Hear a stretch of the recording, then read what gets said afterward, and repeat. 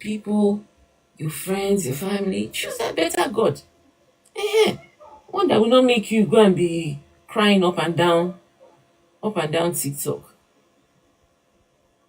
You go and be crying up and down TikTok because of what?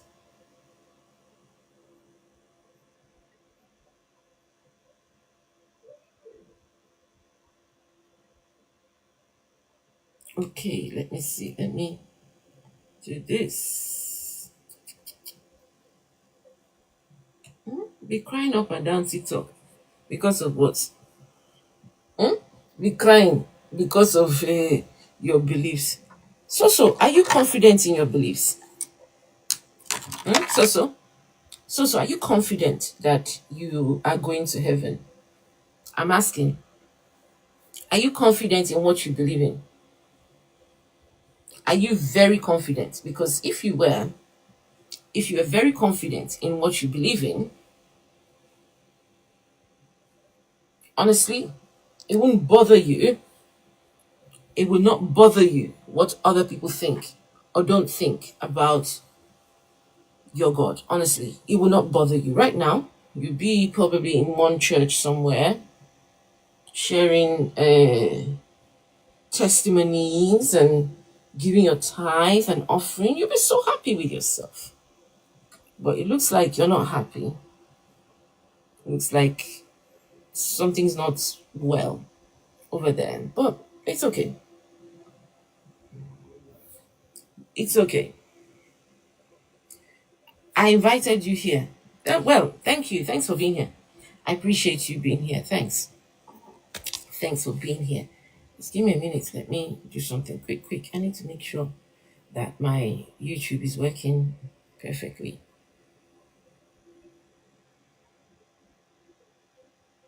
It's okay. Hey, hello, Chris Bacon. It's okay. Good to see you. Onyinade Adeshemowo. Good to see you. I invited you here. Well, thank you. Thanks for being here. I appreciate you being here. Thanks. Thanks for being here. Just give me a minute. Let me do something quick. I need to make sure that my YouTube is working. Just give me. Let me move this thing slightly.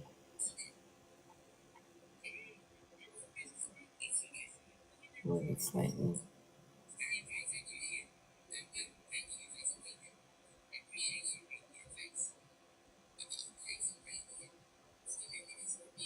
Did it move?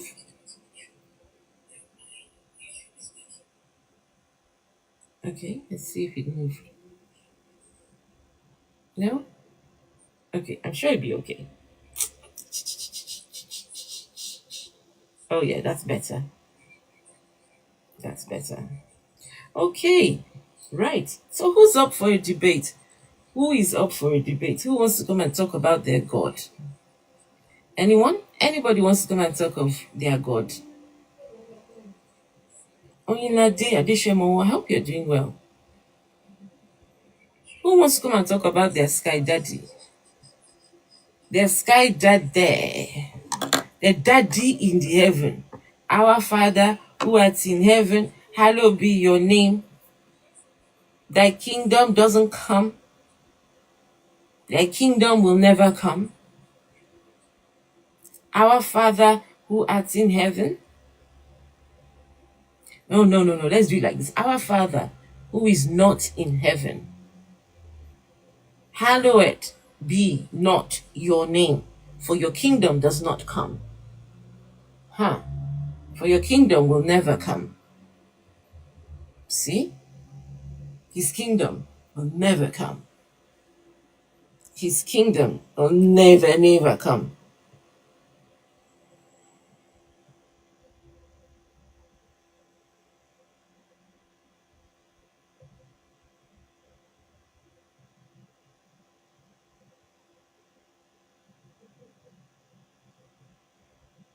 Just 1 second.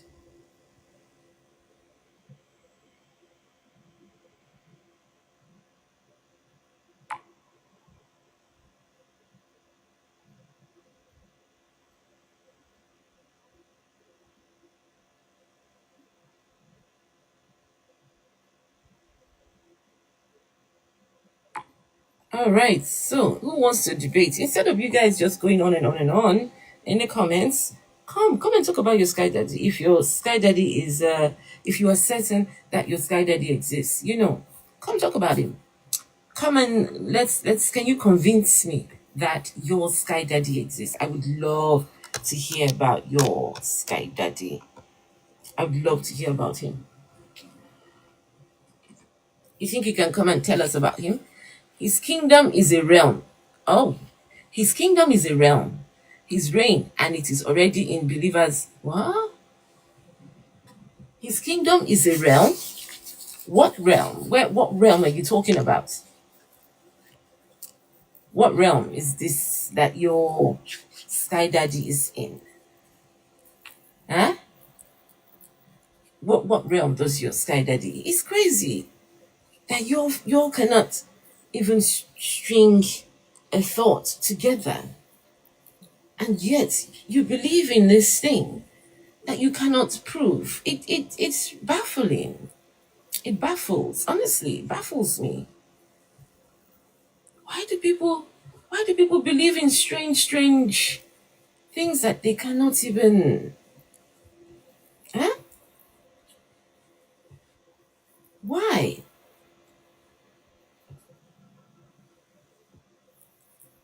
Children of God.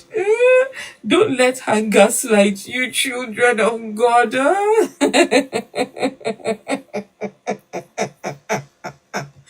Guys, the children of God are here. God's children. God's children are here. Crying. They don't want to be gaslit. God's children are here.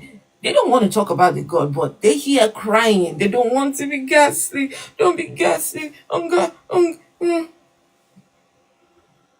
Who sent you, God? Omi Ambrose, who sent you? Who sent you, Sky Daddy? Is it by force? Did anyone force you to believe in a God? Nobody forced you, my guy. You're the one that chose God for yourself. Now you are here crying about someone gas. Only one of them gas like you. Hello. Hello. Hi. Hi, am I on? Oh, God. Yes, you are, Akin. Hi, how are you? I'm good. How are you? I'm good. Can't complain.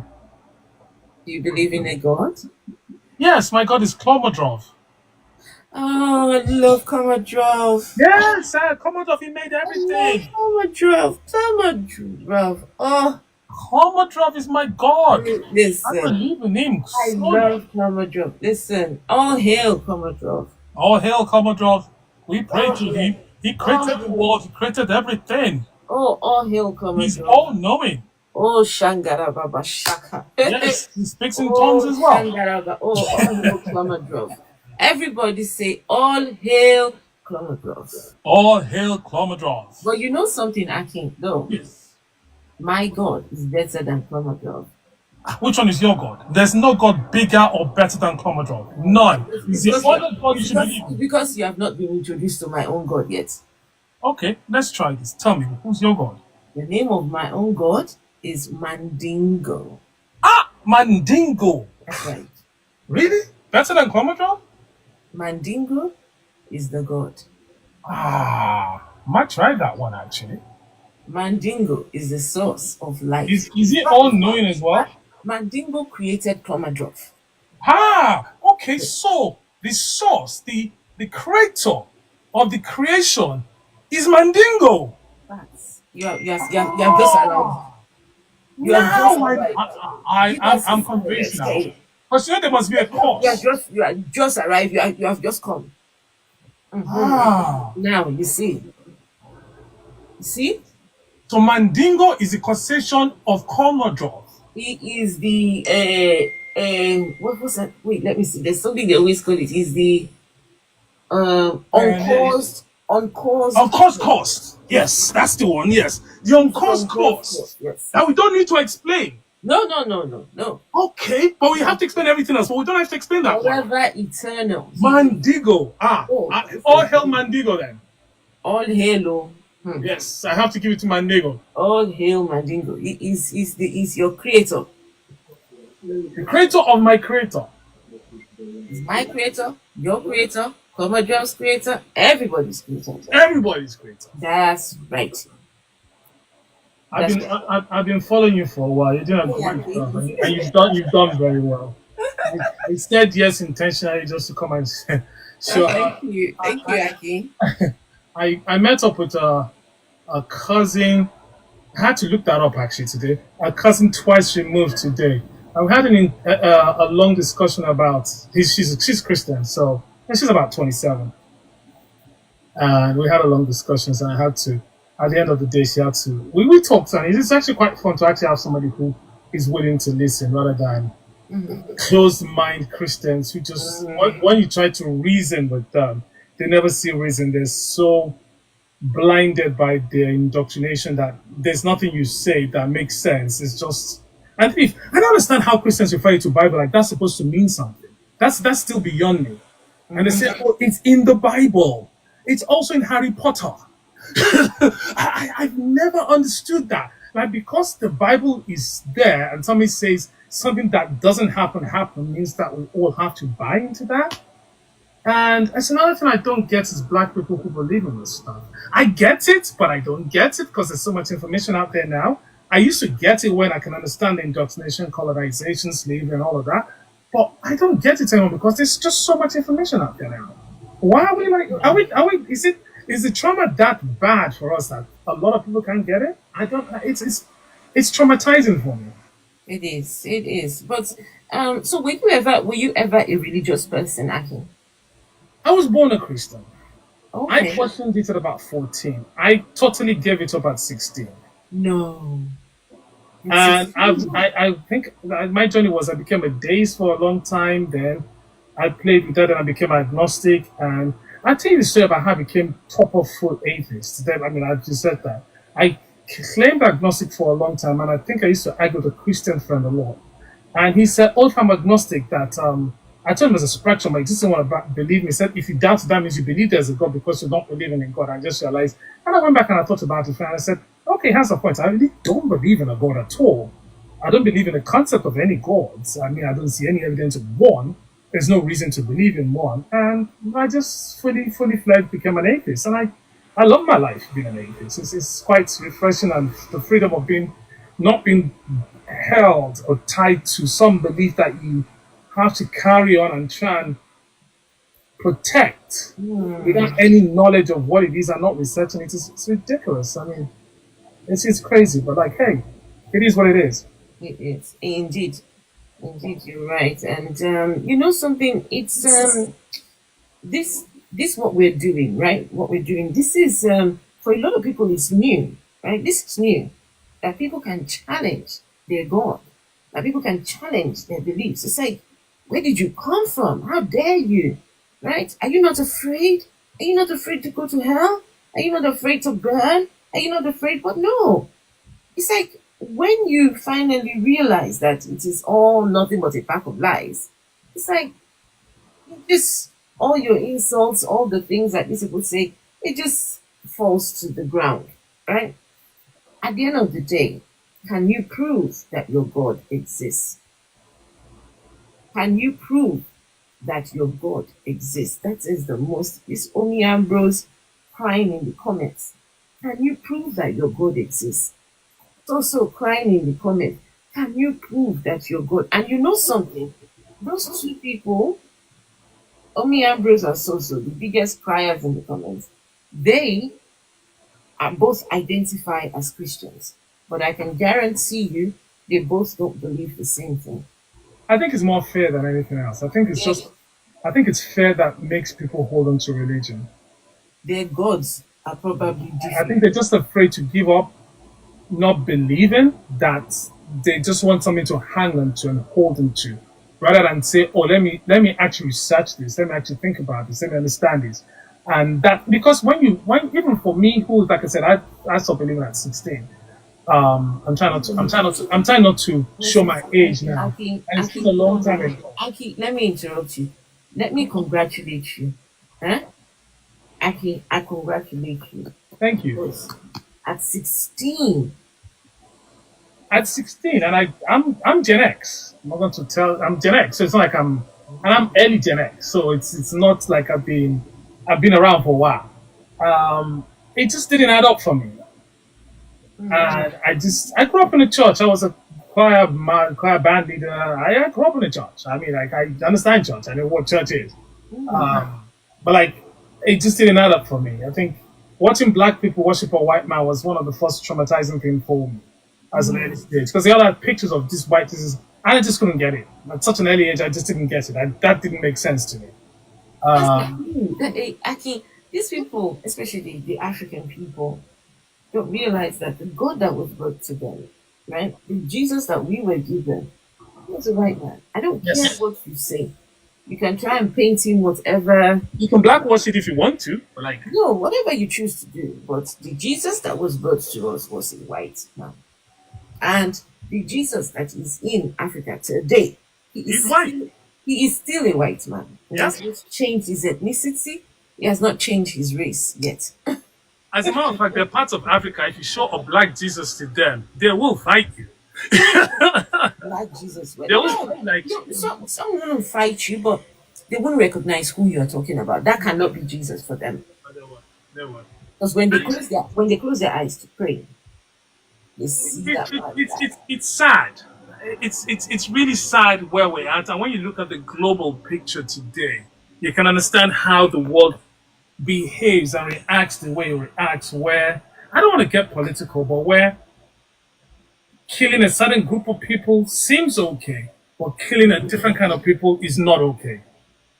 And you will see black people, so yeah, I mean, I got people supporting things and saying it's written in a book. As such, they're chosen people. You are saying the God that you believe in, that created you, actually chose and created somebody else, a group of people, and make them better than you? Imagine. And you believe that? And you really think you're making sense saying that out loud and claiming that, oh yeah, it's ridiculous. So we don't believe in God. So there is no convincing you about nothing. You are the one that believes in that sky daddy. So we don't believe in God. But there's so much knowledge out there today. I mean, science shows you the grand scale of where we live. We're so small and irrelevant to the grand scheme of things. We are literally irrelevant to we're by the way to the grand scheme of things. Even a speck of dust surface. Not even we are just a blip. And then we want to make ourselves more important than everything else, and that the whole thing surrounds us. No. And then say that there is an ultimate plan. There is a destiny. There is there's nothing like that. You know the one that fascinates me even more is the concept of actually saying if you die and you go to quote unquote heaven, you're going to worship God for eternity. How does that attractive to anybody? How is that an attractive concept that when I die, I literally go and worship somebody for eternity? How's that a thing to aspire for? No, listen, if I ever make it into heaven, even the God himself will be like, no, I can't do this. Can we this? I actually think hell will be more fun. At least you're burning, you're suffering, you're wondering how to get out of here, you're trying to escape. The God will be tired of me. So, I know. We can't coexist. Nah. Me and him cannot coexist. We can't coexist. No, I'd be too much of a... I think the white man did a number on us, and the number they did on us was in our heads. And they really messed up. They really messed up in our heads that the trauma got passed down too many generations that it's very difficult for most people. Because like I was trying to say earlier on, at 16 that I actually carry on talking. I need to just close the yeah, it's okay. At 16 that I actually started sort of quote unquote the constructing. It's still a journey at the age I'm at right now to realize that what it takes for me to unpack a lot of the trauma. So I don't really expect most people to be able to do that. It's a lot to unpack because if you cannot read, research, understand and activate critical thinking when it comes to religion, it becomes really, really difficult to unpack. You're stuck in a situation where you've been given something to hang on to. You always feel the need to hang on to it. You've been indoctrinated into it that the concept of what sounds ridiculous to you that doesn't sound that should sound ridiculous to you doesn't sound ridiculous to you anymore.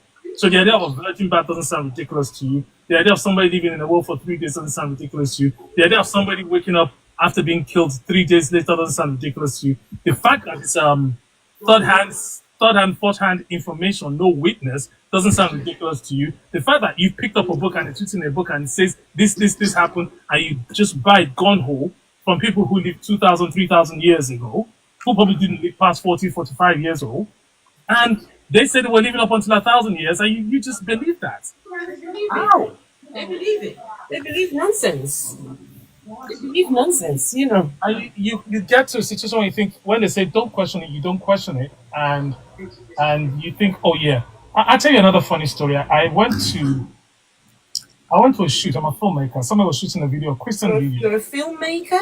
Yes, and someone was shooting a Christian video. Heaven knows I need a filmmaker in my life. Afro, you need to retract your statement by saying, when I get into heaven. It's not there. How are you going to get there? No, the amazing four. Allow me sometimes to live in the world of a believer. Please now. Just sometimes. Allow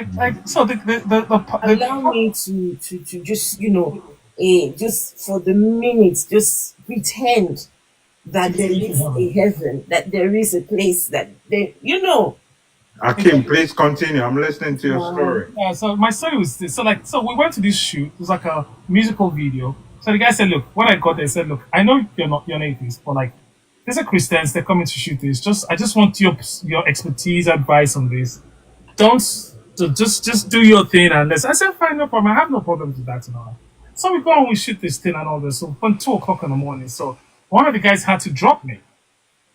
So towards the end, he laughed about it and said, oh, I can start to believe and all that. So the guy asked me, I said, you're not a believer. So he said, trying to me like this. So I asked him, I said, you believe in the Virgin? And so I told him a story. I said, look, listen. I said, do you believe that Mohammed went to heaven in a winged donkey and saw Moses and talked to Jesus and this and that and came back? And he laughed. He said, Muslims believe that. I said, yes. I said, but you believe in the virgin birth. You're laughing at somebody that believes in a donkey that went to heaven and he saw Moses, but you believe in a virgin birth. But somebody else's religion that has a winged donkey seems ridiculous to you. And he couldn't, then he thought about it for me and he realized that, oh, okay. I said, yes, because what you've been taught to believe in, what you're indoctrinated into, makes sense to you. It's the same way it makes sense to the Muslim. They're both ridiculous stories. Yours is not any more ridiculous than theirs. No. But because you're being given that part, you think, oh yeah, yours makes sense, but his doesn't make sense. Wait, Ambrosia. Does heaven need a maid? Ambrosia, excuse me? You're not trying to be a maid in heaven. No, I love you too much. No, I love you too much for you to even contemplate such madness.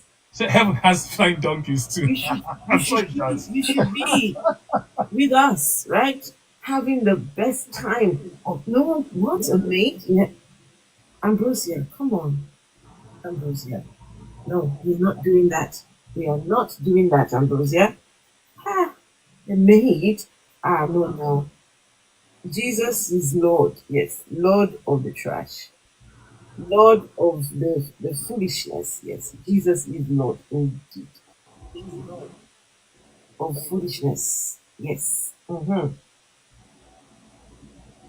The Amazing Four. Hey, how are you?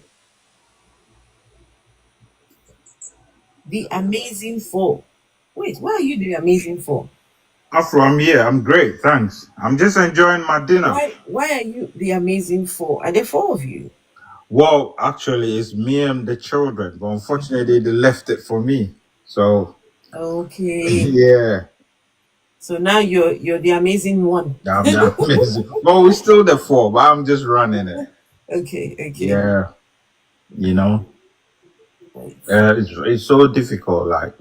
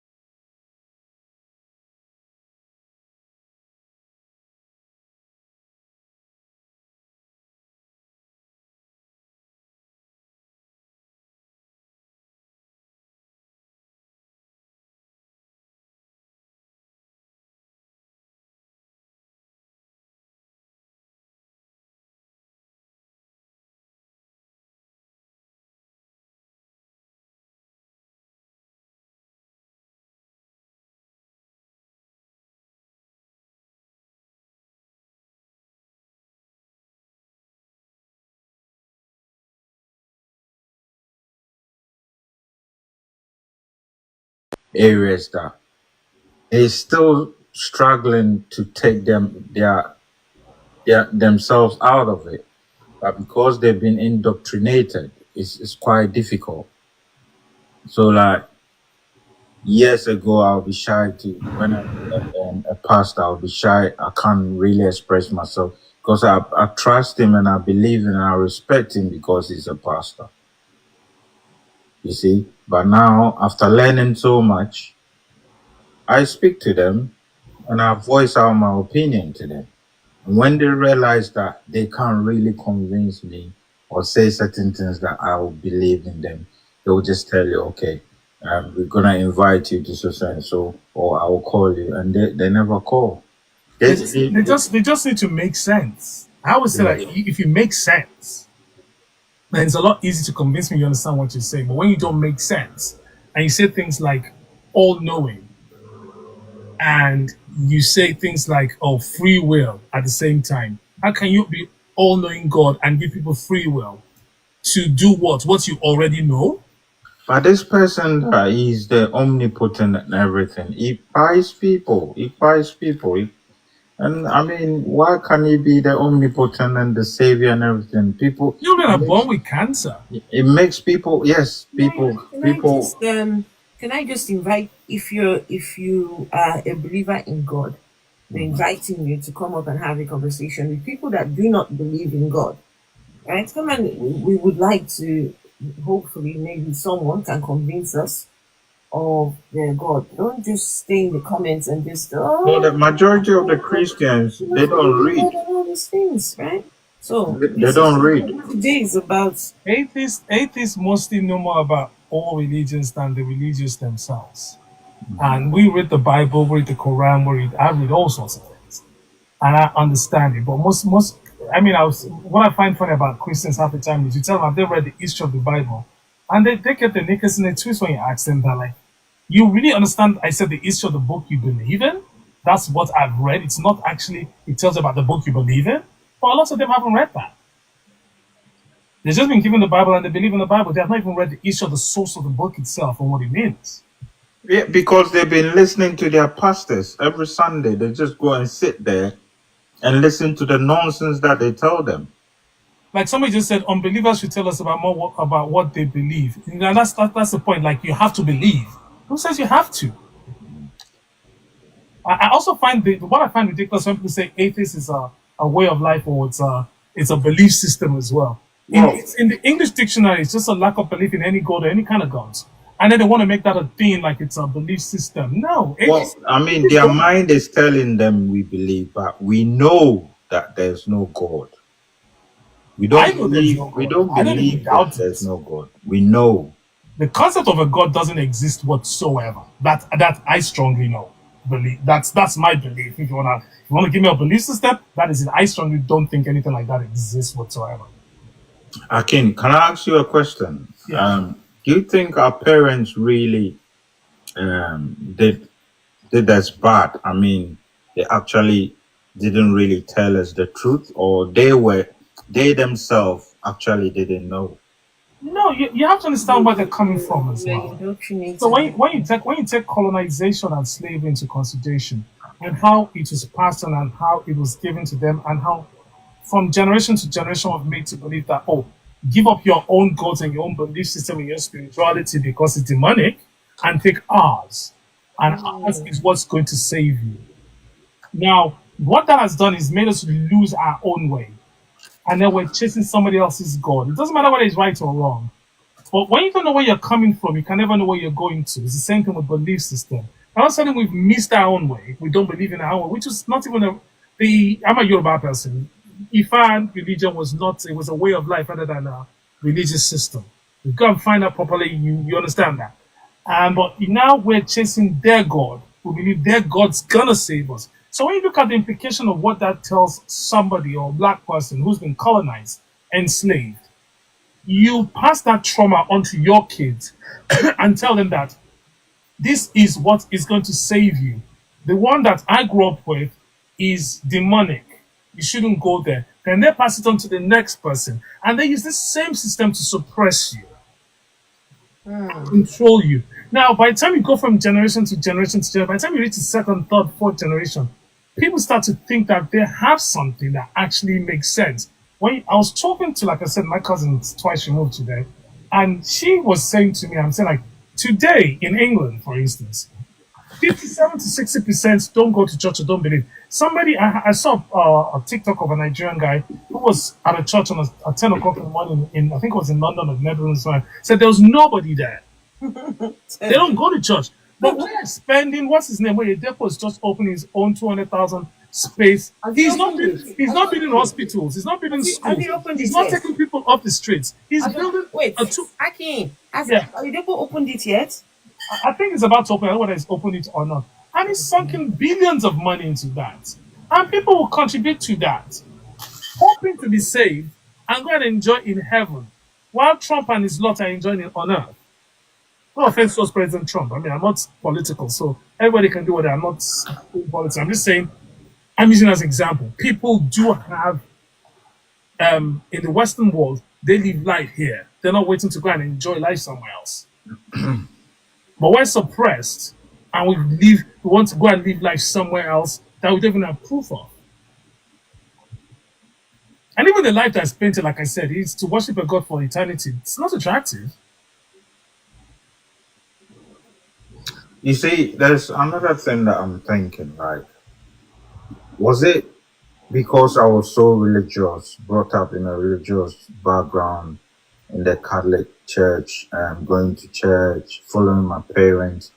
Is that why I've actually understood later on in my life that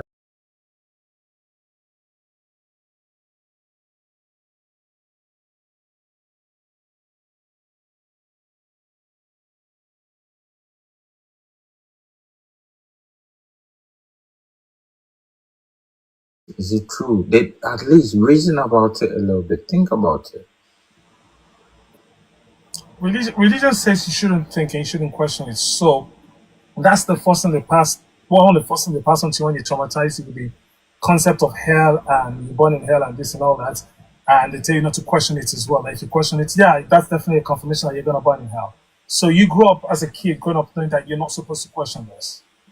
So most people don't want to question it and don't question it. So that comes fear. Yeah, it's fair. You can only believe with fear. Once you get over that, you cannot believe. Once you get over the fear of the fact Yeah, that's right. Yeah, I agree or with you you. cannot question and start to reason, then you're not afraid anymore. Because how can you show me a video that there was heaven and hell, and then there was this man that went to hell, and then God called him that he's not a sinner, but he can still make it to heaven. He had so much money, cars, everything.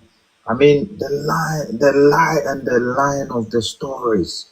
If you're not careful. Christianity, for instance, says that if you're a criminal and just on your deathbed, you give your life to Jesus, you go to heaven. But you are not. You see, you made a atheist. Akim, We're going to go to hell. You made a great statement. You see what you said. These popular people or big people that have really got sick and then they were dying in their bed. Majority of them have. I mean, I hear that they give themselves to Christ before they die. Exactly. Because they're unsure. With the hope of going to heaven. Yeah, they're really unsure. Meanwhile, they've devoted themselves to talk about, I mean, positive stuff and everything. Example, Bob Marley.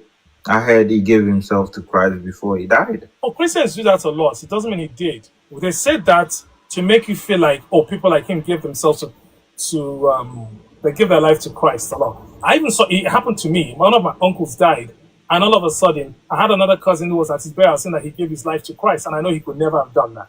He was an atheist all his life. People tend to do that, and I think that's been done with a lot of people like Bob Marley, even Einstein and things like that. They tend to they want to make them Christians to convince you that, oh, there is a God, without evidence, and like that proves that there's a God. It doesn't. Your mind, your imagination, your brain, what you think, what you reason, it should be telling you stuff. that when you don't eat, you get hungry, you get sick. When you get sick, you need to go to hospital. You don't have to go to a pastor to pray for you, to give you oil to drink or anything. If you need money, you have to go to work, you have to make money. If you need The support, first clue that God is not going to give you money or just not give you money is when you realize that the pastor himself is asking for money to be blessed. If God can give you money, why is he asking you?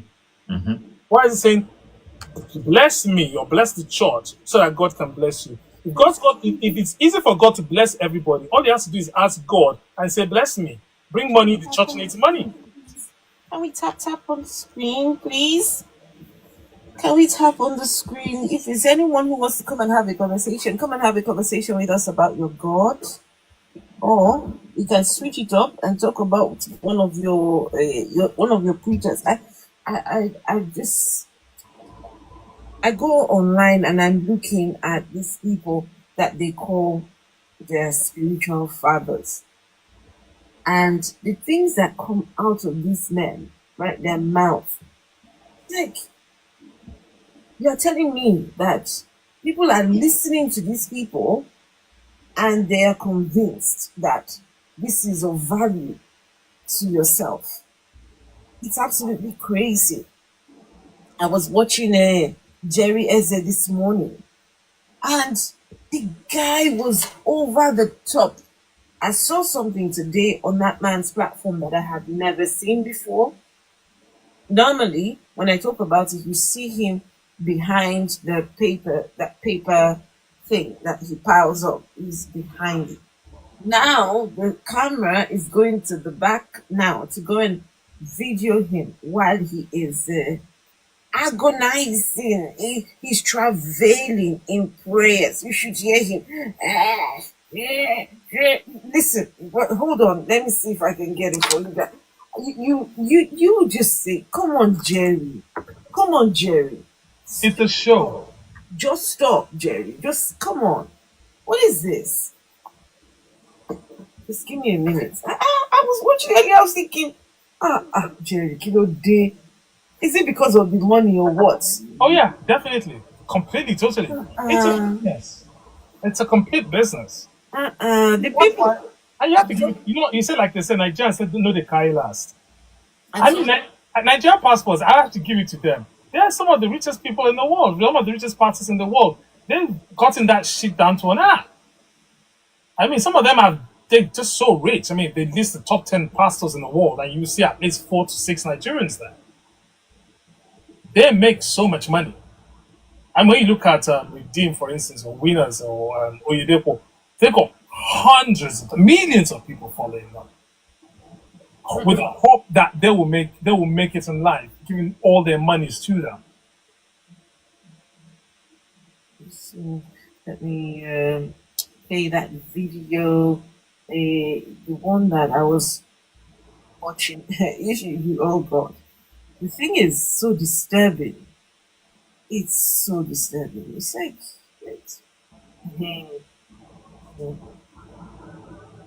going on, and I want to have a relationship. Breaks God. I'm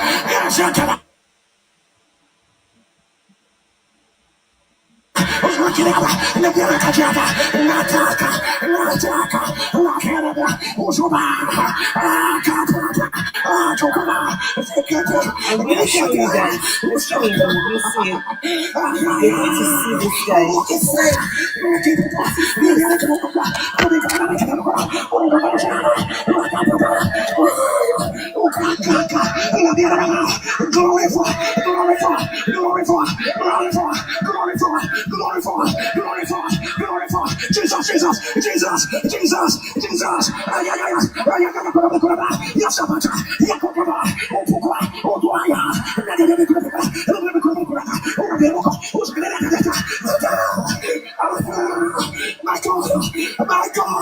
My God, there's a river of fire, there's a liquid fire, there's a liquid fire flowing from the throne.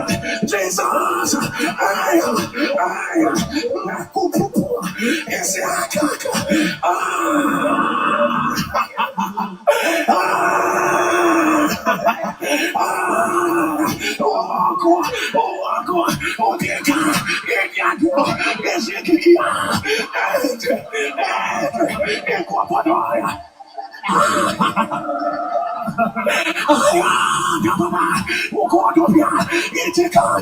My God, this is his fire, this is his presence. There's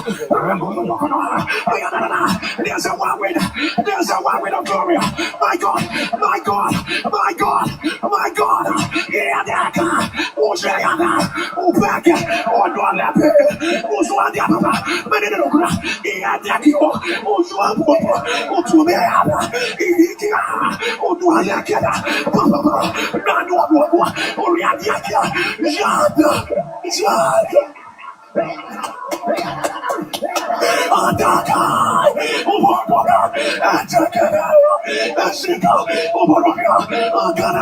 My God, my God, the water is rising, the water is rising. Jesus, I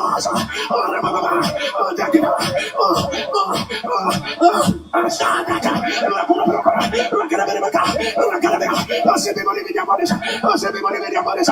People are living their own self. Jesus, look at that. The hand of the Lord is drawing people. So I just Even the concept of the name Jesus wasn't around over 600 years ago. I want to tell a Christian that they don't get that. The name Jesus is like 600 years old, if I'm not mistaken. I might get that out, but like J in that language is something very recent. but what kind of God wants people to pray like this?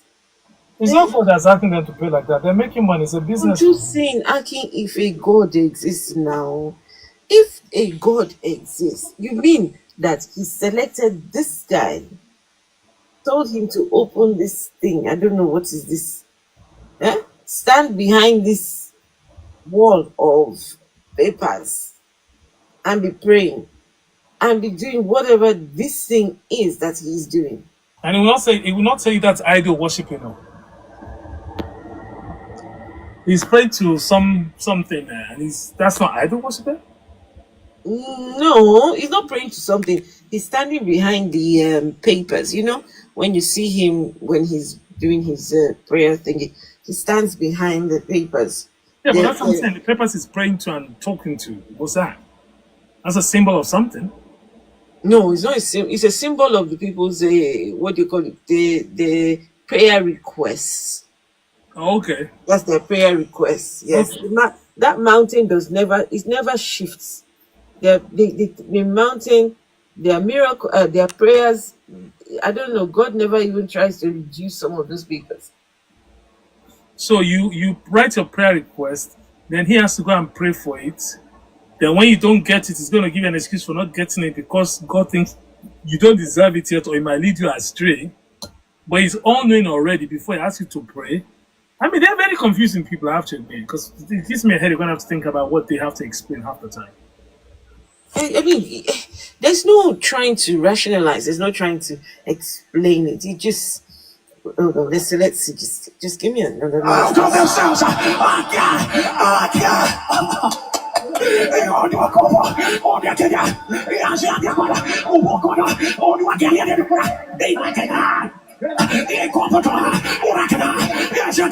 Yes, sir. Yes, sir. Eyes have been opened. Eyes have been opened. Some of you are feeling oil on fire on your lips, oil on fire on your lips. In a minute now, you're going to hear him say that some people are coming out of their bodies. God has come. God, he can see God there, and God is pulling them out of their bodies. Right? You're going to hear him say that. Just so you listen. I'm like, Jerry is here. Yeah. Oil of fire on your lips. Jesus. Go back. Yes, sir. Yes, sir. Yes, sir. Yes, sir. Yes, sir. Oh, thank you. What is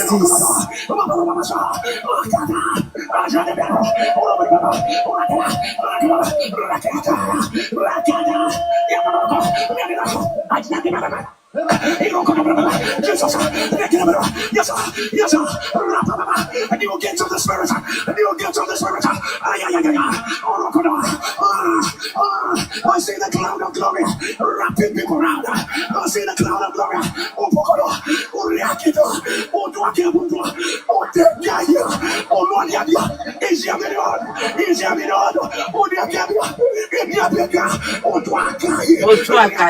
Yes. Ishakia. Yataka. Ababa.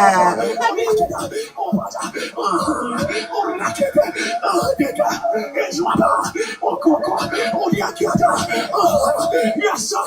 Yes, sir. Yes, sir. Yes, sir. Yes, sir. Yes, sir. Yes, sir. Yes, sir. Yes, sir. Yes, sir.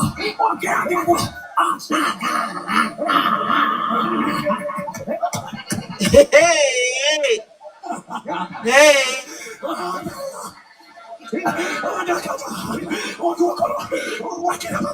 Jesus, Jesus, Jesus.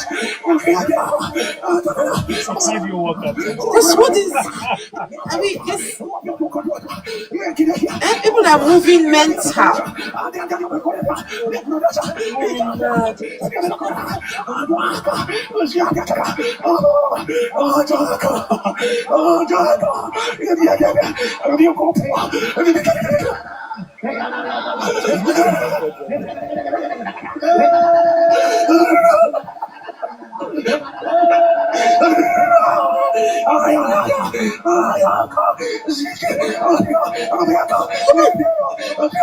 No, I have to really ask. I'm having headache now, Afro. No, because I need to get to that part where he says he sees people.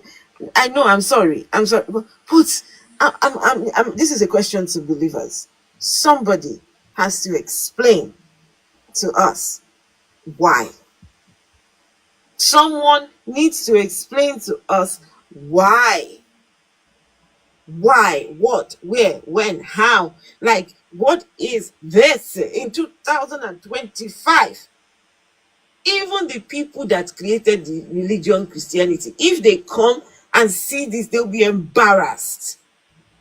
Your fathers of the faith, the fathers, if they came and saw this, even they would say, no, this is not what we were talking about. This is not what we put together and called Christianity. No, look at this. How did people get to this point where they start looking at this and think this is prayers? Jerry, come on now. He has told the camera. He knows that the camera is on him because normally they don't show the behind this wall. They don't show behind this wall. You never see. You only see from the front, right? But now the camera is now showing. So that means he knows that the camera is on him. He knows it. And yet, look what he's doing. Sorry guys, I've broken my iPad. My iPad fell and the thing just cracked. Oh, it's alright, Afro. We can see. You can see it, okay, because it's got the crack lines on it.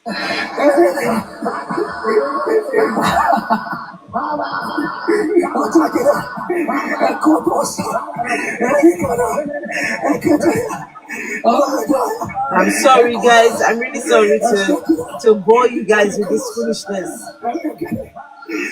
Guys, just keep tapping on the screens for me, please.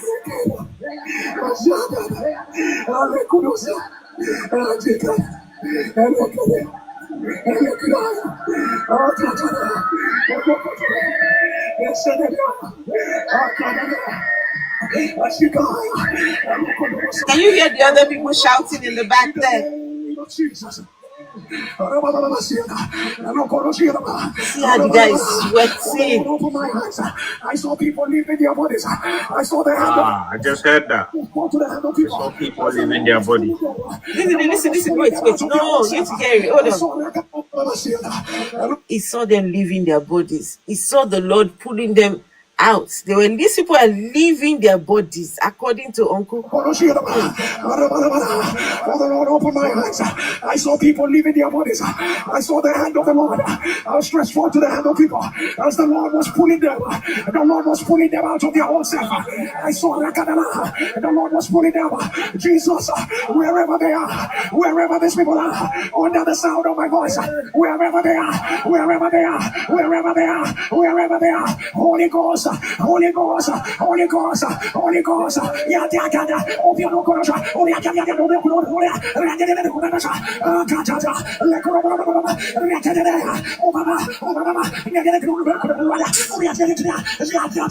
And my people down. No, serious. I mean, this is prayers.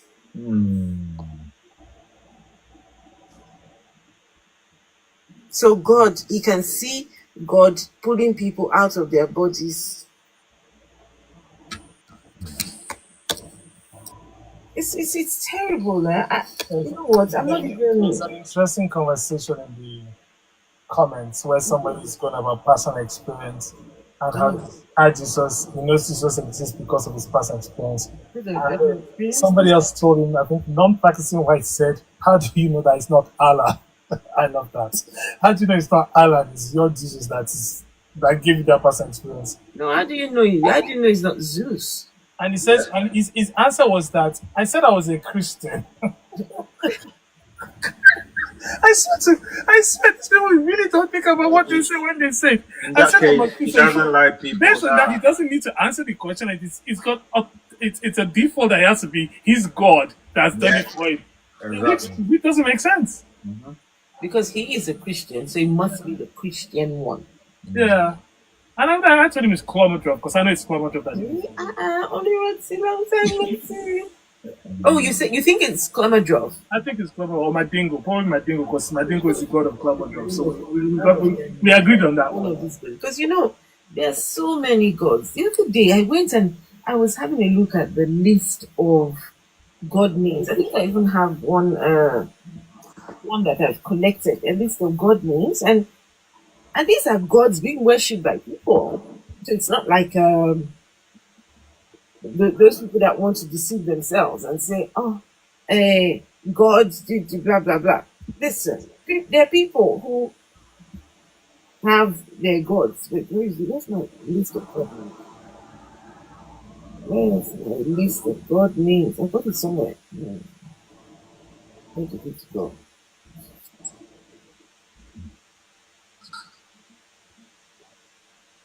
And this wasn't even like so many, but this was just a few. Gods. Fraction. It's not, yeah.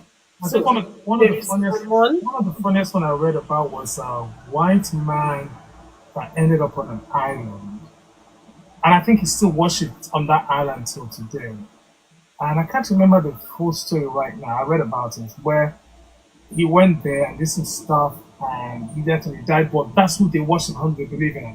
It's so weird, but that's who they believe in. The what? They believe in who? Some white guy went to some island, did something for them, and that's who they believe in. And this happened like centuries ago. Yeah, this happened centuries ago, and that's who they worship. They still worship. Apparently, it's like an island. They still worship him till today. Oh, I think I've heard of that. I can't remember the full story right now. I was trying to remember, but I can't remember the full story right now. I read about that somewhere. We've done this before on YouTube. It was Phil. Phil was the one who told me about this. Hey, Hunter Biden Laptops. Hello, good to see you. I wonder if he truly believes what he's saying. He doesn't. You think you need some help?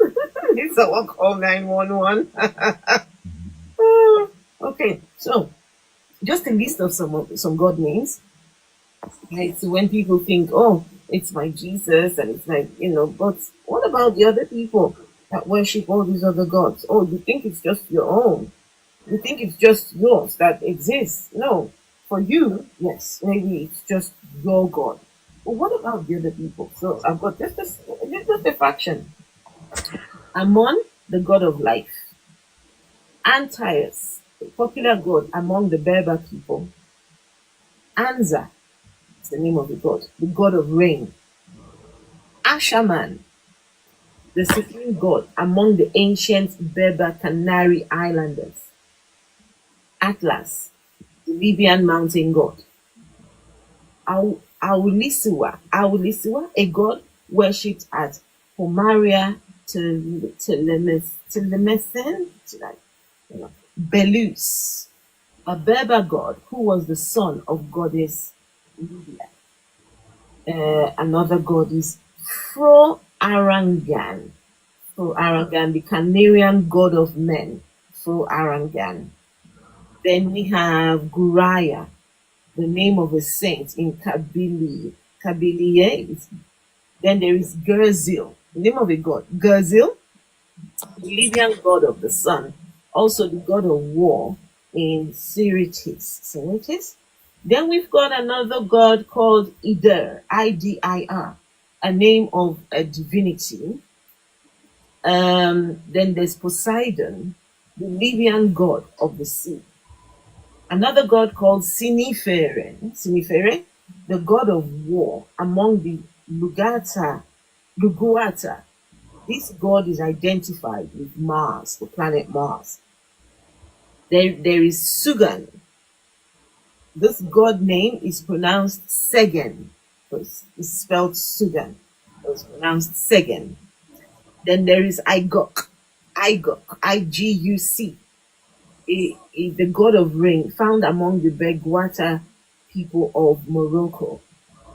Then, of course, when you come down to our part of the world, I was just picking from different, there is Ifa, the god of knowledge and wisdom. Gu, the god of war, the patron deity of craftsmen and smiths. He's the son of Lisa and Maui. According to mythological stories, he was sent to make the earth a nicer place for people to live, and he has not yet finished his task. So, Gu, that's Gu. Gu is the god of war and the patron deity of craftsmen and smiths. He is the son of Lisa and Mau, and according to the mythological stories, he was sent to make the earth a nicer place to live in, but he has not yet finished his task. So I guess we can blame Gu for climate change. We can blame Gu for all the, because I don't know what he's doing. Then we've got another god called Lisa. Can you imagine Lisa, the name of, like a girl, Lisa? It's spelled even the same, Lisa. It's one of the creator deities of the Dahomey. Probably where the name came from. Probably where the name came from. Sorry? That's probably where the name Lisa came from. Where the name Lisa came from. It's possible. It's possible. Then we've got another one called Okanu. Okanu is the dream god. And this god name tops the list of African baby boy names. Then there is Sapata. The smallpox god is Sapata. Then we've got another god called Ah. A-A-H. Ah. Ah is the early god of the moon who evolved into La. Right? So he's also known as Ya. So he's evolved from Ah to La. And then Ya. Then there is another one, Aken, the keeper of the boat, which ferries souls across Lily Lake into the field of dreams in the afterlife. He is only mentioned in the Book of the Dead. Then there is Aker. There is Amer. Amer. Yes, Amer. Then we've got Amun, also called Amun-Ra, the god of the air and the sun. He was the patron of the city of Thebes and was worshipped as part of the Theban triad of Amun, Mut, and Khonsu. He is the most powerful and well-known god of ancient Egypt, Amun-Ra. And we've got Baal. Sorry, Madam, head of Baal, the god of the storm, originally from Phoenicia. The meaning of the name is Lord, right? Baal means Lord, and he was only worshipped in Egypt in the later period of the New Kingdom. Then we've got Agu. Agu is a major god, sometimes read as a goddess, depending on the manifestation. It chooses Amadioha. You guys would know Amadioha. Oh, of course we do. Known as the most popular and strongest god in Igbo tradition. He is the god of thunder and lightning. Then we've got Ikenga. Ikenga means a place of strength and is the god of war and strength. Then Agunsi, the god of divination and health. Igwekala, the popular god that visits every 4 years as a masquerade during the December festive period. We've got Anyanwu, the god of the sun. Ogunabali,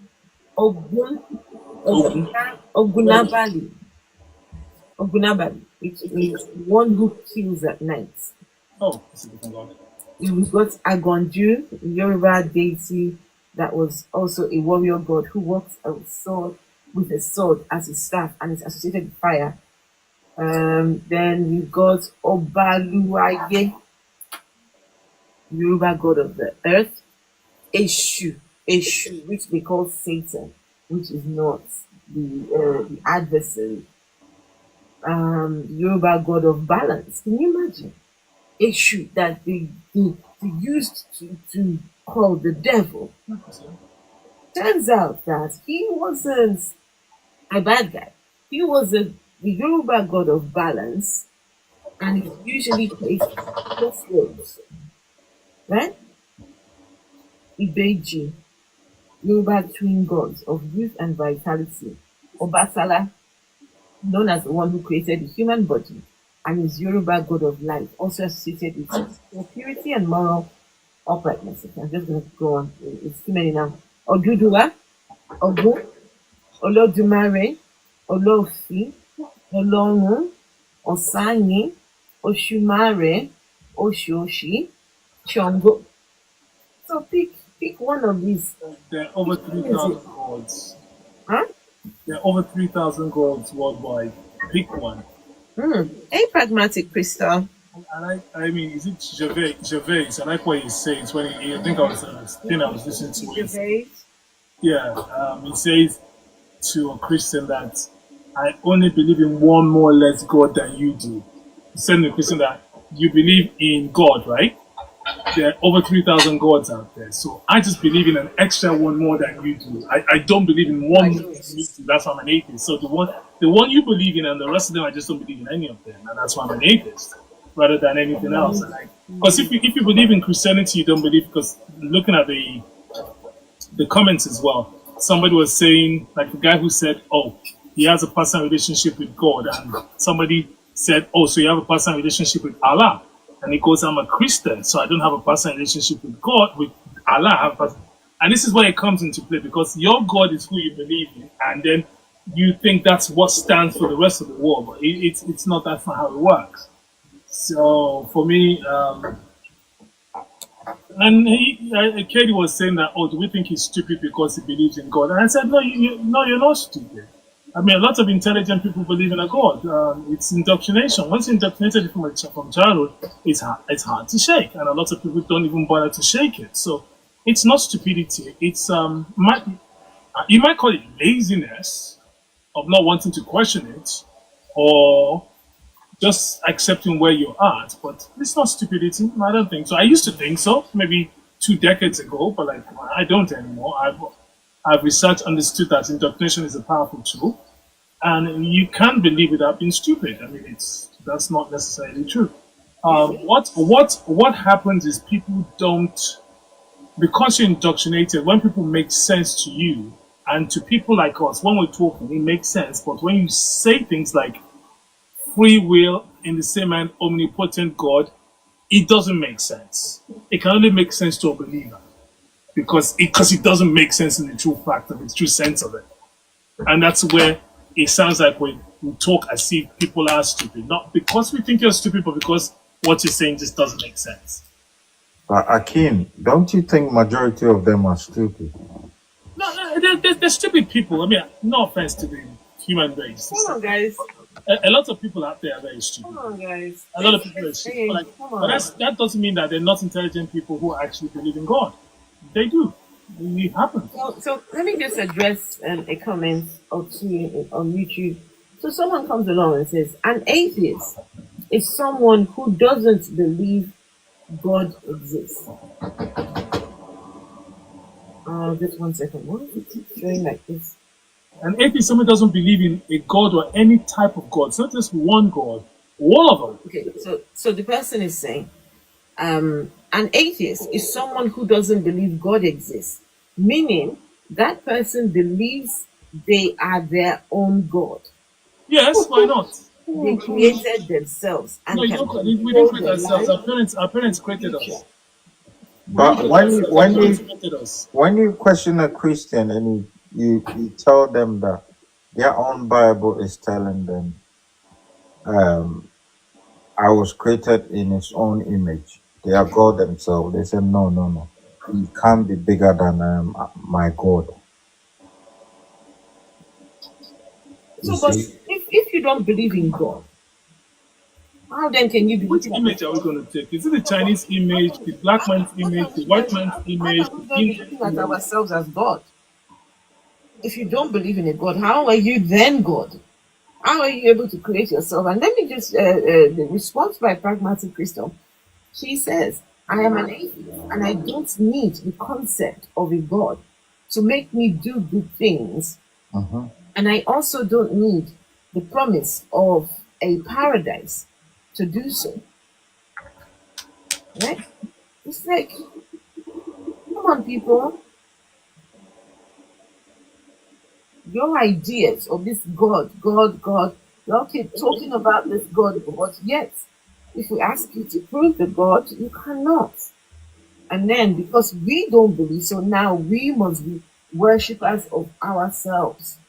I've heard some people say, God has kind of let them down. You want to worship yourself. And I'm like, oh, hang on. When you say worship myself, wake up in the morning. Why must we worship? Afro-atheist. Well, why must we worship? What's the need and the need? I don't do worship. I do not do worship. I don't worship anyone. Well, a couple of things I could worship.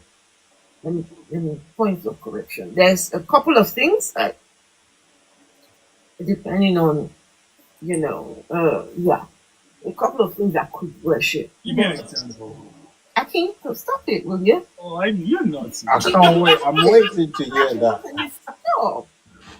Afro, say it. What are you talking about? No. There's a couple of things, that I could, I could worship one or two. Anything else? No. I see what you mean now. Anyway, you don't know what I'm talking about. he's thinking of what he worships as well. You don't know what I'm talking about. Honestly, you do not know. You can't even, in a million years, you can't get. Probably, I'm thinking otherwise. You might be close to it. Well, I'm thinking otherwise. What I'm able to worship a couple of them as well.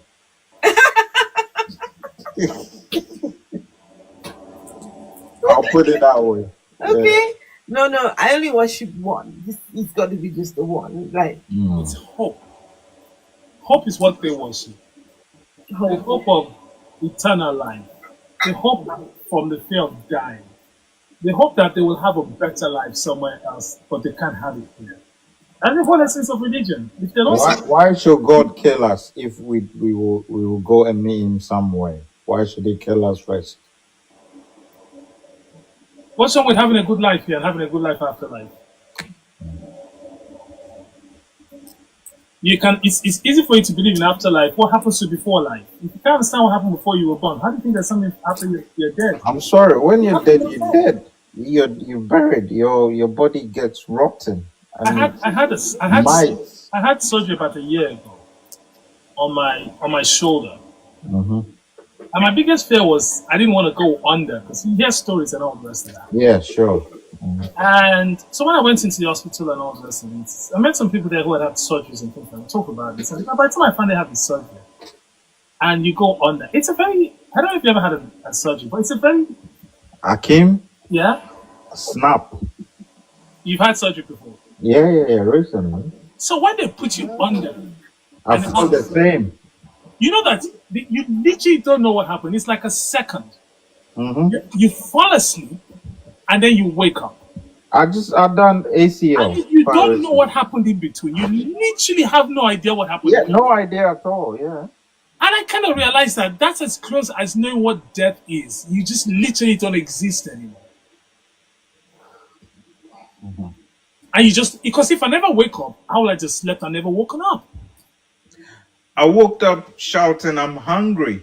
Are you guys? You're talking about the process of going down, yeah? Yeah, going under. No, not going down. Stop. Sorry, going under. Sorry, not going down. But, no, not going down. I apologize. No, not going down. Going under. Sorry. Under. My head is somewhere else. I'm sorry. We know. No, you don't. You're worshiping. We do. That's why he said a couple of them, Afro. Can you stop it? No. A couple of them. You don't know. You do not know. Sorry, so you were describing the process of going under. Yeah, when they put you under when you have an operation, Yeah. you literally, it's like a snap, and you literally. It's a complete The sense of they tell you you're going under, you don't even know you're going under, you just snap and you're out. Yeah. And literally, when you wake up and you're thinking, what happened? Yeah, it's like you were only gone. That time when the operation was going on, that time when you were out, you had no idea. It's like it did not exist. You're finished. You died. You died already. It literally did not exist. Mm-hmm. You're right. It was an amazing experience for me after me. It's just like I thought, wow. Same. Yeah, same. I found my atheism, to be honest with you. Kind of like, yeah. When you go under, right, it feels like you've only been gone for a minute. Yes, it does. Mm-hmm. You'll be gone for hours, but it feels like you've been gone for a minute. It's amazing. I don't know if I like that feeling. I don't. Well, but you don't know. It's refreshing for me to know that once you die, you just die. I thought knowing that. No, I don't like the feeling of, the process before it, right? Oh, of course. Ready and Yeah. They put the thing and Uh-huh. they're talking to you and just you're gone. You've given up control to them. There was one time I had to have surgery, and it was very chaotic. I had a really chaotic night with my ex-husband. So my marriage ended due to domestic abuse. So night before my surgery, it was particularly chaotic with the man. And so gone to the hospital just a few hours later, I had surgery. And when I got to the thing, I wasn't in the right state to have surgery, but I just needed to get it done because I'd waited months and months for it.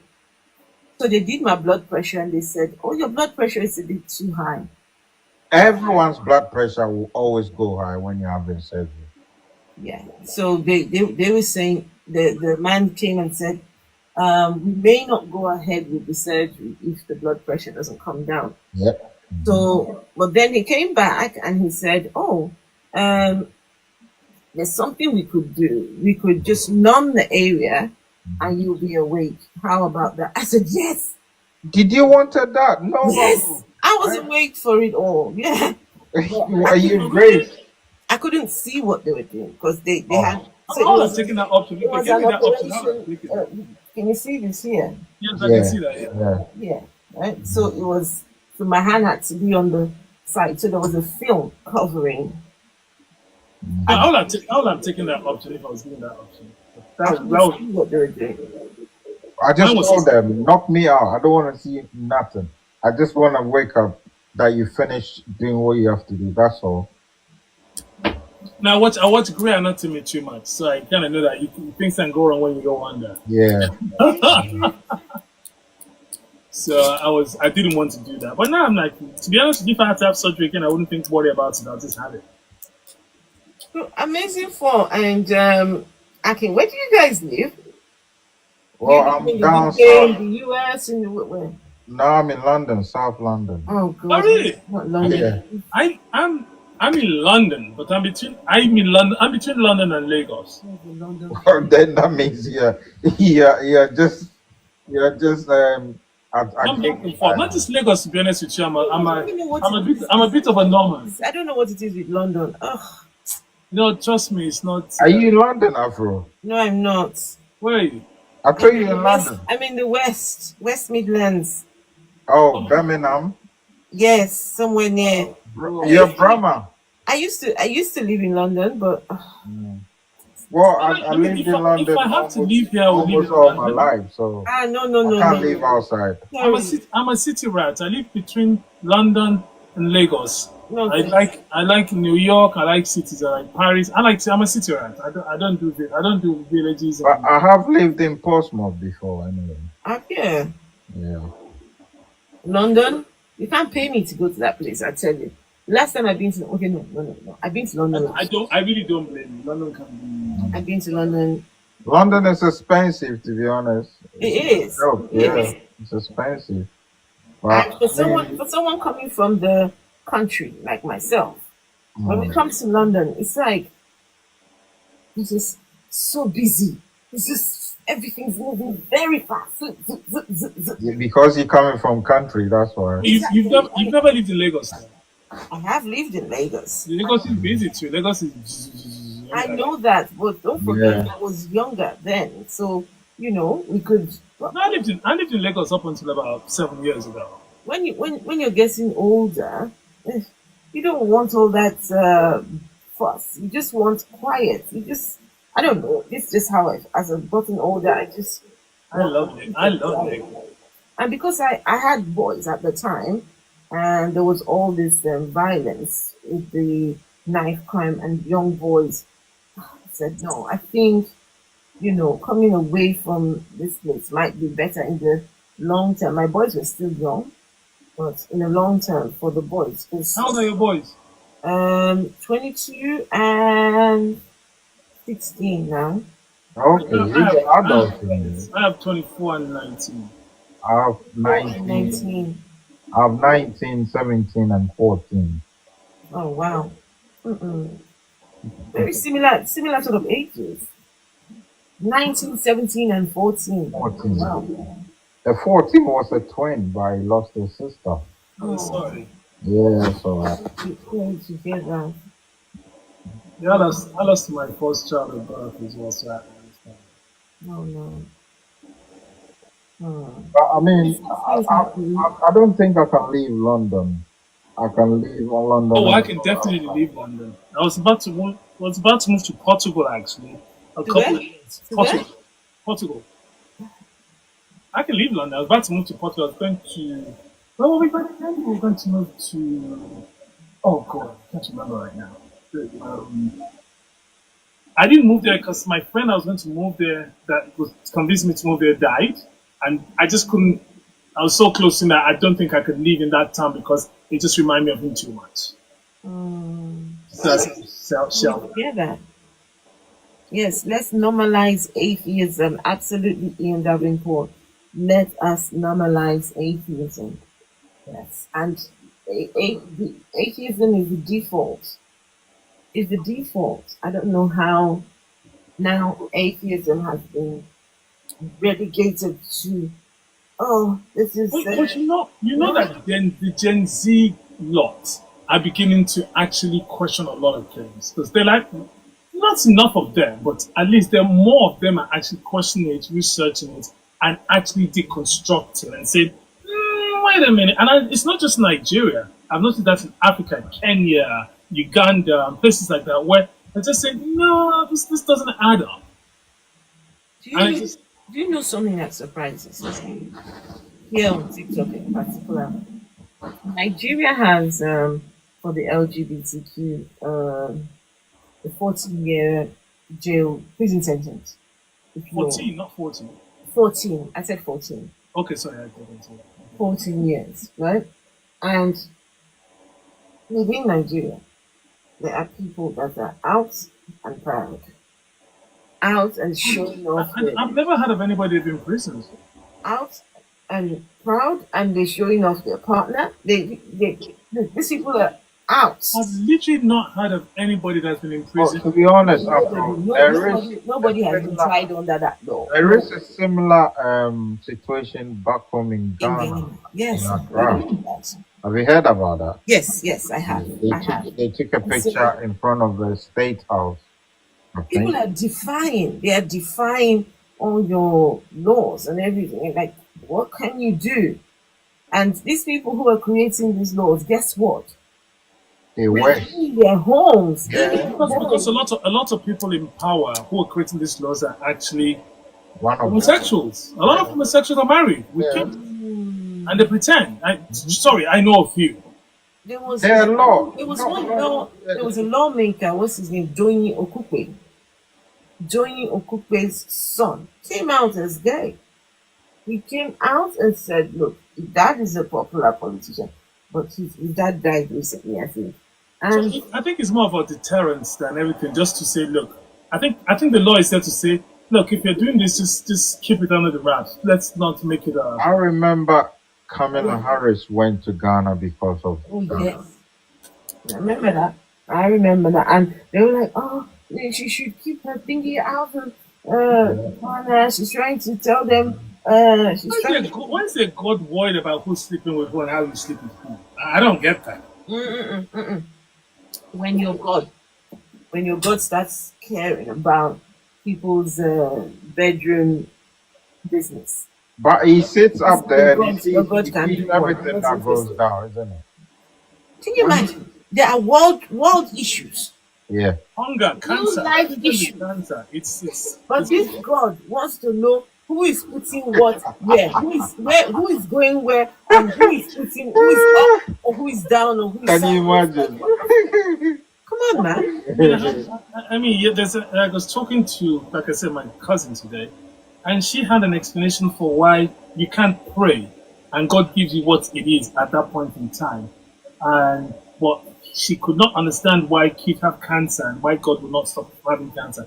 The same thing I'm saying, like God tolerated and what's the word I'm looking for again? Condoned? With slavery. God condoned. What's it called? What I'm looking for now. When it comes to slavery, God showed them how to have slaves, what to do to slaves, and how to beat slaves. If they don't die, what you should do with slaves that are Jewish and what you do with slaves. And he had rules for that, but he can tell them not to eat shellfish. He can say, oh, shellfish, don't eat that. Or don't wear patterns that are not the same. He can literally tell them that, don't do this. But slavery, he had a problem telling them what to do. And she said, oh, because humans naturally were already doing it. He said, they're already eating shellfish as well. Why tell them not to do it? Who was doing it? The Jewish people, whoever supposedly God was talking to. But he told them, he told them how to have slaves, how to own slaves, what to do with slaves, how they can pass slaves on, how they can inherit slaves, and things like that. And he condoned slavery. He literally condoned slavery. Condoned slavery, absolutely. And have you heard the apologetics for? Oh, I've had several. I just don't listen to them anymore. Oh, it was back in the day. People were already doing it. God just regulated it. Religious people, you cannot make logical sense to. Once you're logical and you make sense, and it shows them the problem with what they believe in, they have excuses for it. They'll give a reason for their God for not doing what he's supposed to do. Exactly. Now he said to her again today, I said, I have more morals than their God. And he said, yes, I do. Because I know that I will not condone slavery. I will tell people not to own one another. It's a very simple thing. It's not a decision that's hard to make. Because I don't want somebody to own me. I'll tell you can't own somebody else. It's a very simple thing. It's not difficult. For the people that give that apologize for slavery, I think sometimes they really need to think from the perspective of the slave. When they're having their conversations, you usually come from the perspective of the slave master and the God. But what about the slave? What about the rights? What about the feelings of that slave? right? Would you be saying that if that was someone your family member, would you be saying, oh, but God was just trying to make it all better. He was just trying to regulate the trade. They were already doing it. The Arabs were already doing it. So God just had to come and, oh, come on, just stop. He couldn't tell him to stop. He couldn't. And then the one they also did that really irks me is when, like, the plane crash. I remember I saw an old girlfriend doing a TikTok saying, oh, somebody walked out of the plane crash and survived, and that it's only a miracle. I'm thinking, the rest of the people on the plane died? Did you miss that? The rest of the people on the plane died. That's not a miracle, isn't it? There was a God actually decided it's only one person he wanted to spare in this crash, and everybody else, kids, women, everybody can die. And this person, to be honest, this person is questionable. I'm not sure. It can happen. Trust me, these things can happen. Yeah. Look, whatever, it can happen. Mm-hmm. It's nothing to do with a God. No, I mean, the person that said he survived, this person that... I know what you're saying now. You're suspecting, but like, even if it was on it and survived, my point being... naturally it can happen. I agree with that. Yeah, so my point being, when one person survives out of 300 people, and you literally throw out the fact that 299 other people died, and the same God you're saying saved one person, you can't understand why he didn't save the rest of them? Really, that makes sense to you? It's like the plane crash that happened recently, unfortunately. Only one person. Yeah. This is the person I'm talking about, Afro, that I'm not sure. Yeah, that's why we're talking about the same incident. But my point is like, So it's what easy about for a that? religious person. Another thing I saw was the Muslims. Somebody, some chaos, I think it was in Syria, bombed everything, and they show some people praying in the middle of the ruins and said, "Oh, Allah be praised." I'm like, really? Seriously? Akino and Afro, do you remember that plane that got missing? They didn't even find it. Yes. Up till now. Yes. That was a mystery. You see, so God should go and locate that plane for us. It's in a black hole. It's not funny, these are lives. Well, I mean, at least they should be able to find the black box, isn't it? That's a mystery, though. Yes. So was it in the Bermuda Triangle? No, that one was going somewhere. Where was it going again? Is it Asia? Somewhere in Asia. Okay, I don't know. Yeah, I forgot the place. Is it Singapore? I'm not very sure, but I mean, not long ago, isn't it? How many years now? Well, that was a mystery. It still hasn't been found. Yeah, I remember that plane. Yeah, about 20 years ago. Yeah, nothing. No, nothing. Just disappeared. Yes, that's it. There was a building that collapsed in Lagos some years ago. And some people survived. And that next Sunday, they were in church. Praise the Lord. You know the building that collapsed the other day? I was inside. And God came through for me. God told me. Very selective God. Right. I don't respect that kind of God.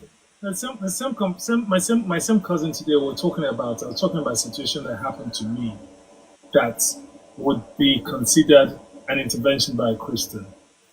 And I said, so I had a situation in Lagos. And I had this property that belonged to my dad. It's a very funny story, actually, I'll tell you. So my dad built a church on his property. And he had a church.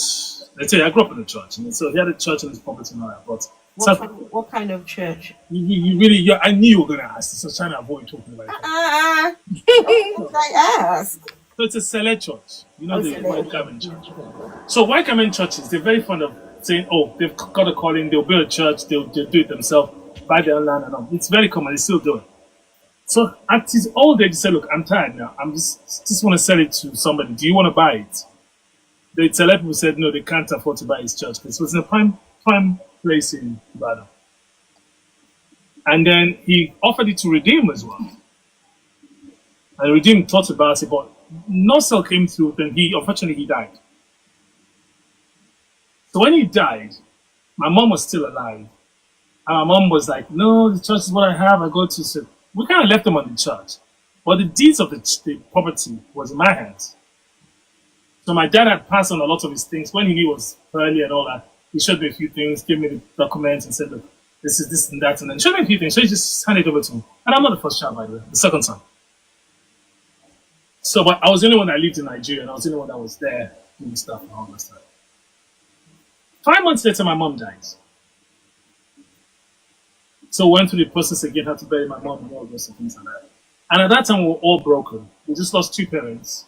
We were broken, and we couldn't left them on the property. We didn't think much of it. Just they were doing their thing. But now they started fighting over the property. Who started fighting? Fractions of the church started fighting over the property. I wanted to take the property and start building schools and doing all sorts of things. And wanted to, I don't know what I wanted. The property did not belong to them. Exactly. What? But there was a different faction of Sele, and 2 fractions of Sele started fighting over the fact that they wanted to take over the property. Thinking like, okay, these are like, I was in Lagos, my brothers were abroad, my sister was in New York. Like, these people are not interested in this thing. Let's circle around it. So somebody called me and says, you know, this is going on. I said, really? Interesting. Wow. So I called my lawyer in Ibadan. I said, this is going on. He said, okay, this is what we're going to do. We're going to give them, there's a process for evicting people from your property. So I'm going to give them 7 days to evict the property. And then after that, we start the court proceeding. It might take 2 years, 3 years, but let's start it now at least. We start the process and start trying to get them out of the property. I said, okay, fine, cool. So I told her to go on. So he sent them a letter saying, look, you have to evict the property within 7 days. Some side things happened with the guy who was there and all the rest of it. Or for some odd reason, when they got that letter, they left. Now, this is Nigeria.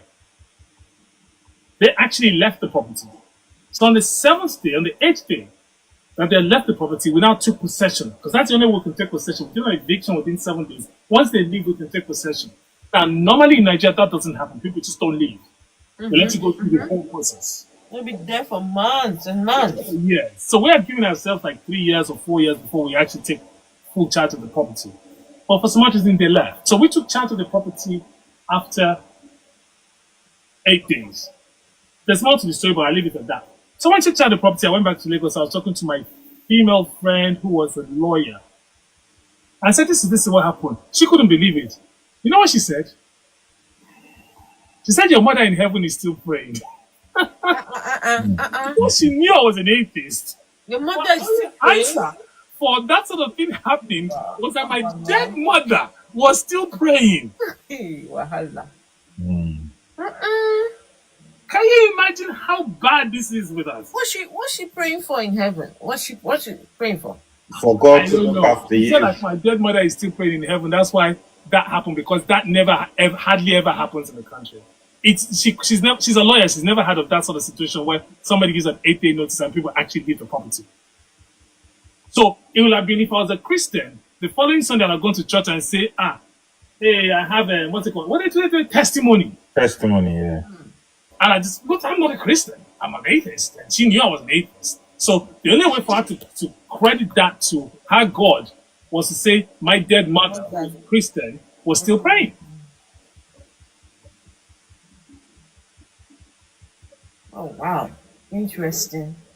Well, I mean, we've got this belief that some great people that have been with us during our life, when they die and go, like, they still look after us.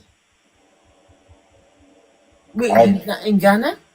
No. I mean, not in Ghana. I mean, most the ancestors. Yeah.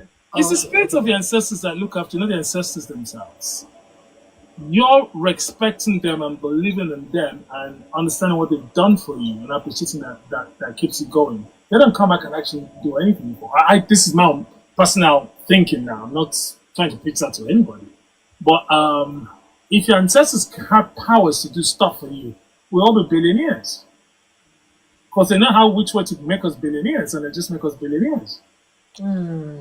Otherwise, why would my ancestor that has powers, that's gone to the other side, has powers to pray for me, to make sure I get a property that already belongs to me, doesn't think that I should have $1 billion in my account?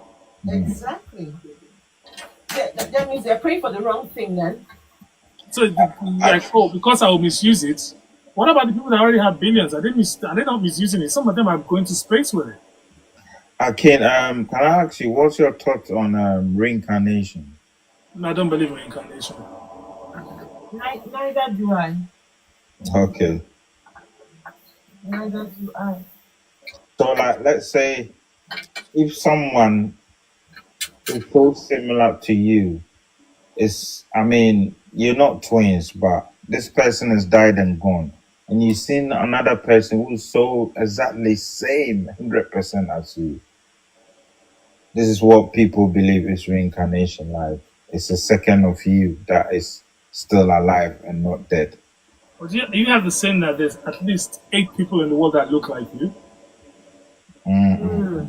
Everybody has like about 7 other people that actually look close to you or look like you. I've met people that actually look close to me. My brother and I look like twins, and we're not twins. I mean, I've had people say to me, "Oh, you remind me of someone." Yeah, that's it. You remind me of someone. Are you sure It's true. you're not the sister of? I'm like, no, I don't know who you're talking about. There's another saying also, like, if you know a person and you haven't heard that this person is dead, but you go somewhere and you meet this person, you are not. Appear to you? Yeah. The person appears to you. How many people have you met that actually that happened to you? I don't know, but that's what most. Have you actually literally met somebody that says yes, that happened to me? No. Exactly. You see. I said earlier to Afro atheists. I'm Gen X. I kind of presume you're Gen X as well. It sounds like it's Gen X. And so there's 3 Gen X's on this platform right now. So there's a lot of years between us. Let's say easily 175 to 180. Say again, I can. 175 years to 180. Oh, sure. Between the 3 of us here. Yeah. 175. Yeah. Yeah, that's about 180. 50 each is 150 already. Yeah, 50 I'm each not, is 50, I'm not 50 yet, so bro, come on now. Afro it is beautiful. Afro your baby then. I'm not quite reach 50 now. Oh, yeah, Cerelac.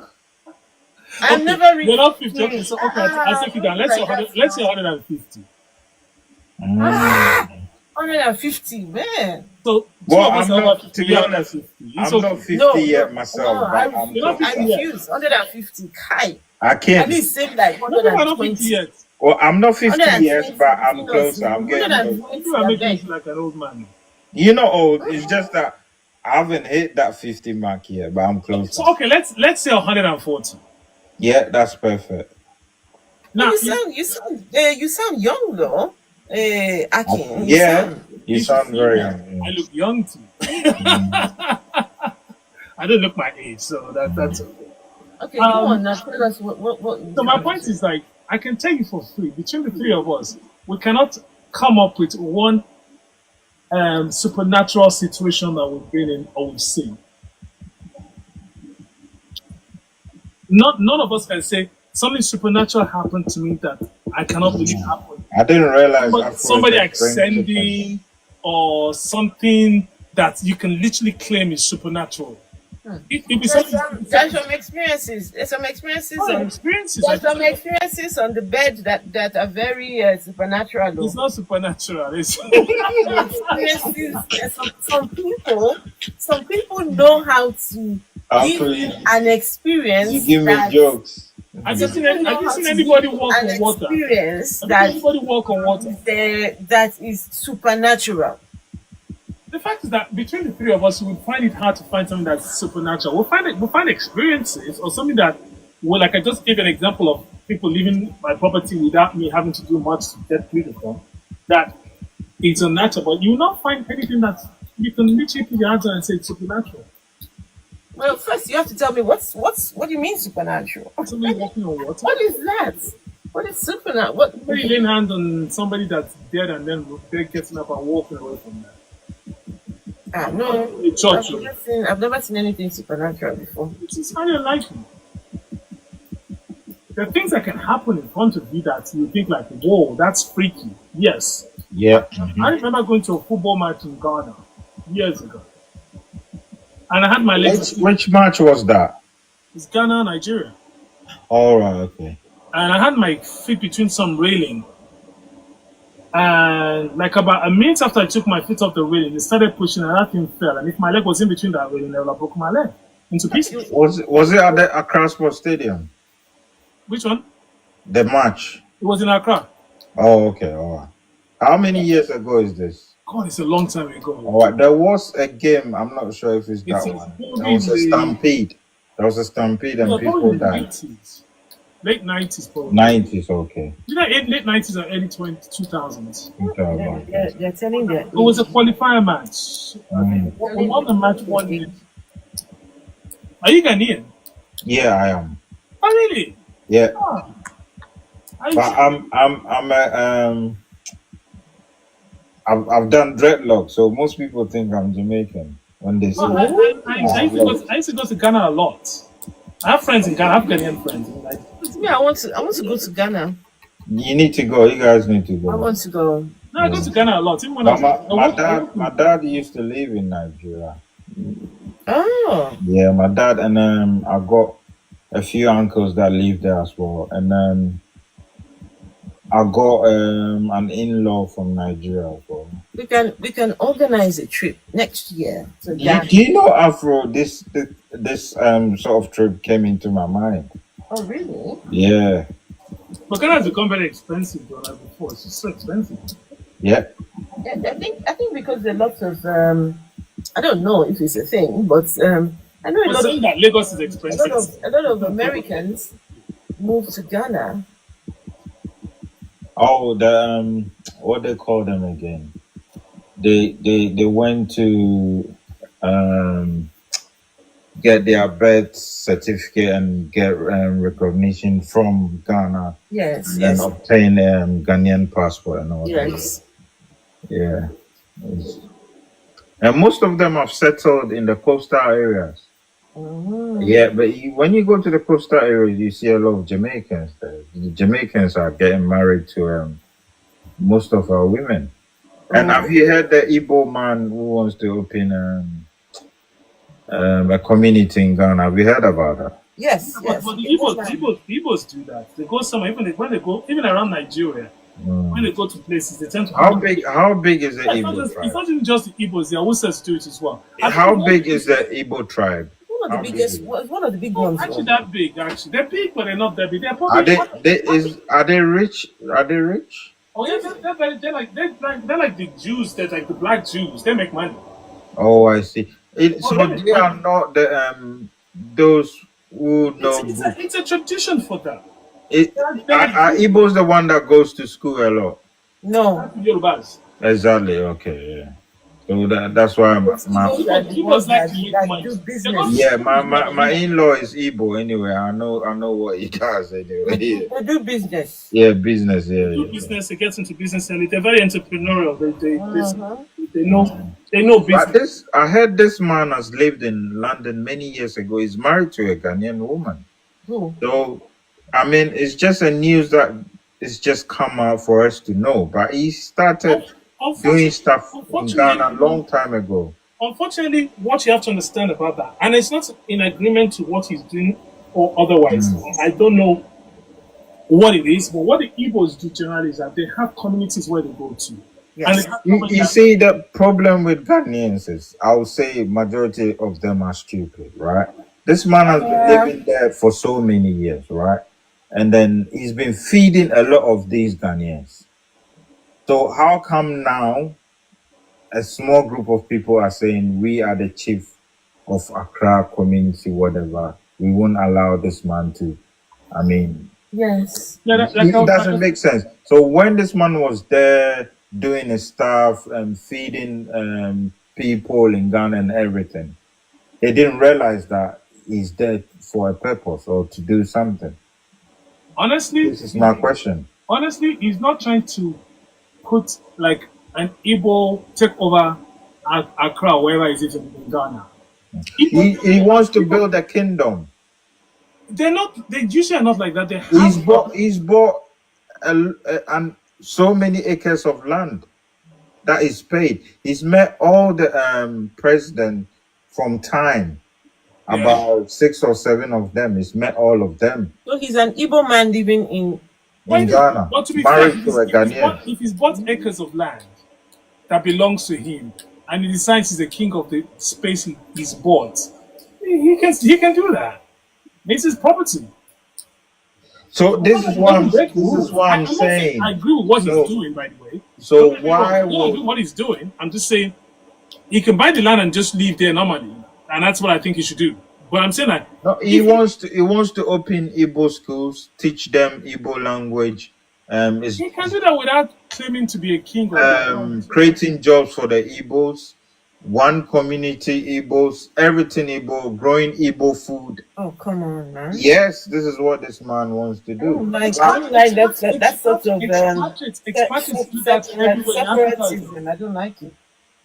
Expatriates do that everywhere in the world. They go to Africa. In Nigeria, the places they go to, you find out it's predominantly white people. In Kenya, Ghana, places like that, it's just expatriates half the time that do it, and they do their thing. They have blocks that's just them that's living. They got spaces that's just theirs. Why is it that when it becomes to one of us, we now start to, it's the same thing with South Africans. Look, again, like I said, I'm not agreeing with black people doing that. I think there's too much division between us that we need to break down and stop dividing ourselves. That's the way I feel about these things. We need to start realizing that this division and this even the biggest racism, the biggest racism in this world is even from Africa, not even from these white people. We are our own racist people. Yeah, because I can agree. Somebody will tell you that, oh, he's an Igbo man. Don't deal with him because he's an Igbo man. He's an exactly. That is the problem. That is what they are raising now. This division between us. That look, Africa is the worst place to travel around as an African. As an African, it's easier for you to go to Europe and travel around Europe than it is to travel around Africa. Why is that? It makes no sense. Oh no, they're taking him down. Who took him down? TikTok did. That statement made about Ghanaian people being, yeah. Oh, that can happen. Mm-hmm. And this is, okay, before I say something, I'll make them take me down. These generalized people. We need to have platforms as ours. Yeah.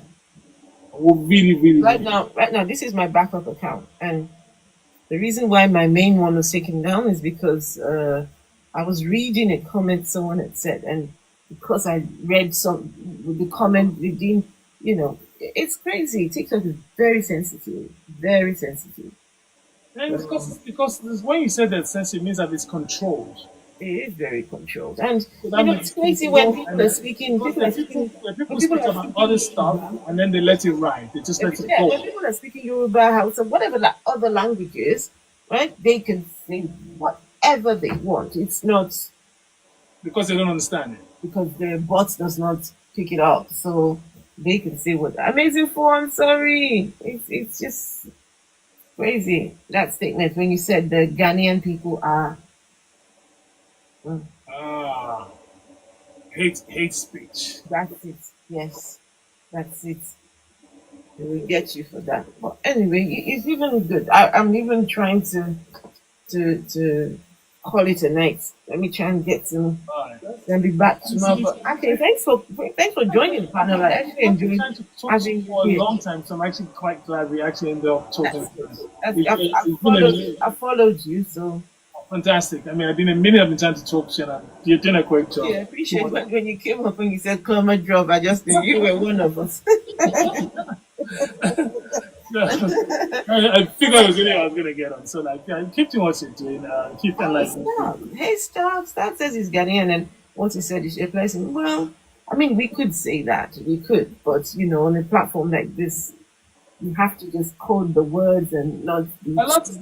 I'm hoping, like I said, I hope that we see the light, and I hope that Africans start to understand that what Traore and Co are doing is what we need. It's not about You can look at it from coups and things like that, but what we had before was not what we needed. So we need to start moving forward in a positive way. And I think, for instance, and I'm not going to say things that will make them feel down, but I'm like, we need to start doing positive things for our people. And as a collective, start understand that we have everything we need. We don't need anybody else. We really don't. Africa has everything. We can literally survive by ourselves. And we have the manpower, people, everything to develop to what we need to do. And we don't need their gods. Definitely that we don't need, without a doubt. Oh, well, thank you, Akin. I appreciate you being here. Guys, Good night. you all. Good night, everyone. Good night. Good night, everyone.